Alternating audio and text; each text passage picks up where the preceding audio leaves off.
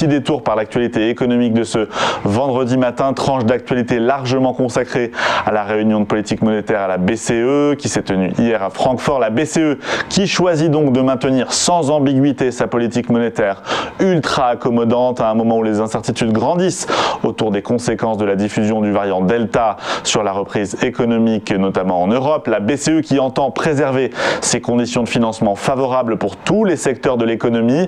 Elle maintient donc ses taux directeurs au plus bas, moins 0,5% sur les dépôts en excès des banques. Le plan d'urgence PEPP mis en place au commencement de l'épidémie conserve de son côté son enveloppe de 1850 milliards d'euros pour des rachats de dettes. Un plan d'urgence qui doit durer au moins jusqu'en mars 2022. Là encore, il s'agit de maintenir un coût du crédit abordable aux entreprises et aux ménages. Dans ce contexte de reprise incertaine mais en bonne voie selon les mots de Christine Lagarde, la BCE fait donc un pas en arrière dans la perspective d'une remontée des taux. Elle fixe des conditions explicites sur l'inflation avant d'envisager un resserrement vis-à-vis du crédit. La BCE bien décidée à ne pas réagir à des déviations au-dessus comme en dessous de sa nouvelle cible d'inflation de 2% tant qu'elle reste modérée et temporaire. Alors dans le détail, il faudrait que la prévision d'inflation atteigne 2% avant la fin de son horizon de projection de 2 à 3 ans et ce, durablement pour le reste de cet horizon de projection. C'est ce que dit le communiqué du Conseil des gouverneurs de la BCE.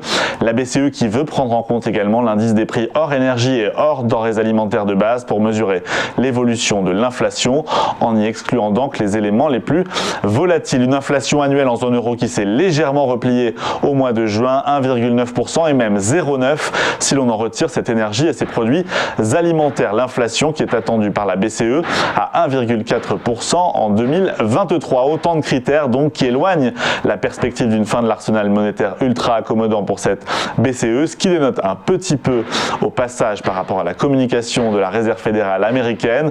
Mais Christine Lagarde persiste et signe malgré les quelques désaccords qui sont apparus sur ce sujet au sein du Conseil des gouverneurs de la BCE. Elle veut absolument éviter de retirer prématurément le robinet du crédit pour éviter de faire dérailler la reprise.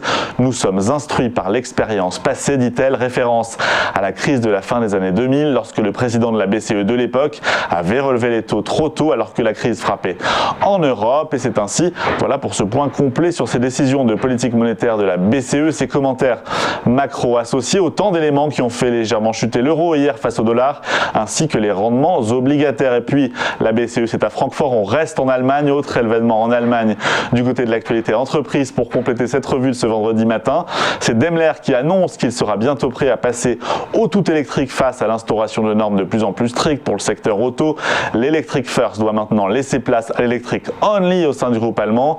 L'échéance est fixée par le groupe Daimler à 2030, mais sans impact attendu sur le niveau de ses marges. Daimler qui observe que les trois grands marchés que sont l'Europe, les États-Unis et l'Asie se dirigent de manière dynamique vers l'électrique. Sa filiale Mercedes s'attend notamment à une part des voitures hybrides et électriques parmi les ventes mondiales d'au moins 50% en 2025. Accusé de retard sur ce sujet, le constructeur allemand annonce qu'il va investir pas moins de 40 milliards d'euros dédiés à l'électrification au cours de la décennie. Il compte notamment ouvrir 8 usines de cellules de batterie, composantes essentielles des modèles électriques. Par ailleurs, le groupe ne lancera plus que des architectures électriques pour ses moteurs, roues et châssis.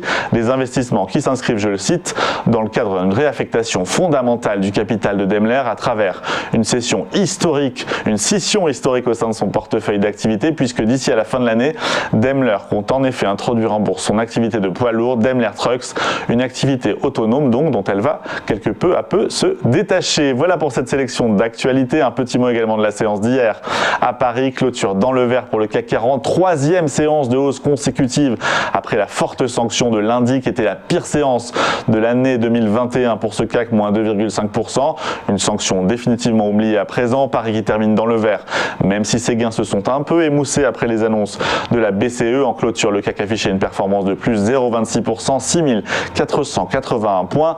Le compartiment tech ou assimilé a brillé particulièrement hier à la bourse de Paris à l'image de les performances Dassault Systèmes, Worldline ou encore Capgemini. Ils gagnent tous plus de 2%. À l'inverse, les gagnants de ces derniers jours ont chuté hier, Safran ou Airbus notamment, qui perdent un peu plus de 1%. Même couleur de l'autre côté de l'Atlantique, prime aux valeurs de croissance par rapport aux valeurs cycliques, timide vert en clôture mais vert quand même.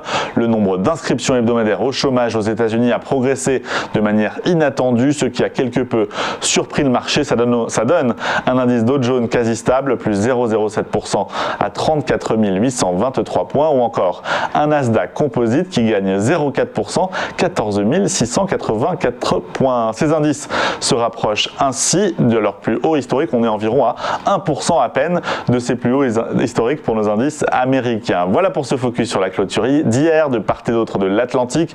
On va marquer une toute première pause juste après. On vous fait vivre l'ouverture de la séance à Paris. La Bourse de Paris vient d'ouvrir, les péripéties, les facéties du CAC 40 ans ce vendredi matin. C'est juste après ça, à tout de suite.